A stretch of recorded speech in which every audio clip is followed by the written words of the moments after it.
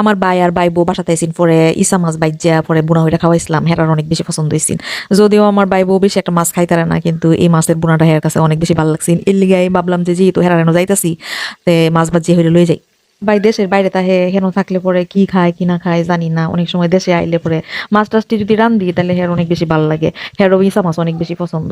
বড় বড় ইসা মাছটি তো আসলে বোনা হলে ভালাই লাগে। আমি এবার বাইজা এর পরে বোনা হরি, বাইজা বোনা হবার গেলে সবকিছু দিয়া একটু আদা জিরা টিরা দিয়া যদি বা বাজুন যা তাহলে কিন্তু অনেক মজাও। আমি জেনেই মাছটি ভাজছিলাম পরে অনেক রাইত হয়ে গেছে মাছ ভাজতে ভাজতে, পরে মুহ দিয়েছিলাম যে আচ্ছা একটু দেখি কিরম লাগে, ভালো হয়েছে নি। পরে দেখি এমন মজা লাগছে, তখন আমার মন চাইছে যে আমার জিপুত আমার ভাইয়ের বউ এরা যদি থাকতো তাহলে রাইতেই দিলাম হইলে যে তোরা বইয়া খা সবটি খাইলা জয় দেখে তারস। কিন্তু আসলে এটা কইলি তার হইতো না। আমি হইলাম কিশোরগঞ্জ, হেরা হইলো সৈয়দপুর, অনেক দূরে। পরের দিন বিহালবেলা রওনা দিছিলাম আব্বারে লইয়া, যাইতে যাইতে একেবারে আমি রাইতে ৩টার সময় হেরা বাসাত গিয়ে পড়ছি। তো আলহামদুলিল্লাহ বালবালার মতোই পড়ছি। আসলে গেছিলাম হইছে আমার ভাইয়ের বউয়ের বাচ্চা ফেডো সাত খাওয়ানি লেগে গেছিলাম আসলে।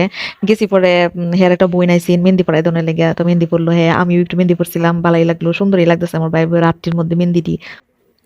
এদিক দিয়ে আমি সব ধরনের বড়া এরপরে বাজি টাজি এডি করে লইলাম। আর বাবুর্চি আইসিন, বাবুর্চি দিয়ে আপনার মুরগি ভাজা এরপরে মাংস ডাল টাল এগুলো রান্না করাইছিলাম। হেরারও বেশ কয়েকজন মেহমানরা আমরাই দাওয়াত করছিলাম। আমার আব্বাই বাজার টাজার করছেন, ভাই আর আব্বা মিল্লাকে বাজার করে আনছেন।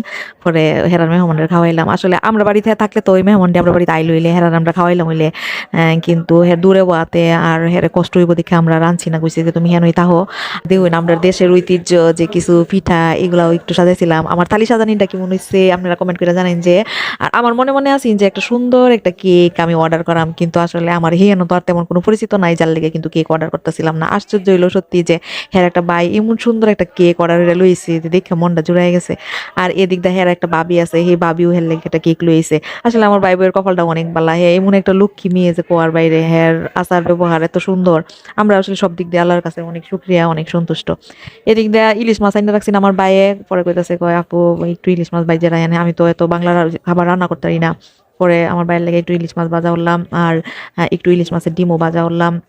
এমনি দিন কাটতে গেল ২-৩টা দিন, যাইতে একদিন লাগে আইতে একদিন লাগে, অত দূরে এই কষ্টই হইব দিকে হেরে আর কই না যে তুমি এনো আইও। আমার ভাই আয়া বাড়িতে ঘুরে যাইতেছে, এরপরও হেরে কইছি না, তাহলে লেগে সুস্থ থাকলে তো হে নিজে থেকে আইলো লইলে। আর হের মনটাও অনেক বেশি খারাপ যে এইবার আইতারছে না। আসলে ভিডিওটা আমি অত সুন্দর করে করতেছি না, কারণ আরেকটা জায়গাত গেছি, এরপরেও দেখা গেছে যে আমার তখন এরকম প্রিপারেশন আসিন না যে ভিডিও করবাম সুন্দর হইরা। এরপরেও সবকিছু মিলে সবকিছুর আয়োজন অনেক সুন্দরই আছেন। আপনারা এই কেকটা কেমন লাগছে আর আমরা রাতের মেহেন্দিটি কেমন হয়েছে অবশ্যই অবশ্যই কমেন্ট করে জানাবেন। সবাই ভালো থাকবেন, সবাই সুস্থ থাকবেন, আমাদের জন্য দোয়া করবেন। আসসালামু আলাইকুম।